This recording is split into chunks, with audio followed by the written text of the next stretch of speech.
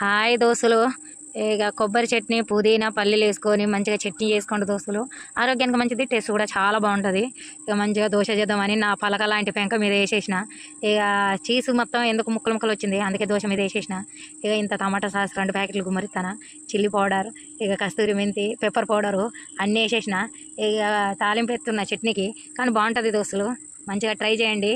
ఇక చట్నీ ఎప్పుడైనా పుదీనా చట్నీ చాలానే బాగుంటుంది అన్నిటికీ. సరేనా దోస్తులు, మళ్ళీ నా కోసం ప్లెయిన్ దోశ వేసుకుంటున్నా. ఇక తింటున్నా, సూపర్ ఉంది దోస్తులు. సబ్స్క్రైబ్ చేస్తారు చాలామంది దోస్తులు, అట్లా చేయకండి. నాకు ఫ్లిప్కార్ట్ నుండి పార్సల్ వచ్చింది పొద్దుగాలనే దోశ వేస్తా అంటే. ఇక అది ఇప్పాలన్నా దోశ వేయాలన్నా పెంక మాడిపోతుందని అది ఇది పట్టుకొని దిత్తున్న వీడియోలు. లైక్ సబ్స్క్రైబ్ షేర్ చేయండి దోస్తులు.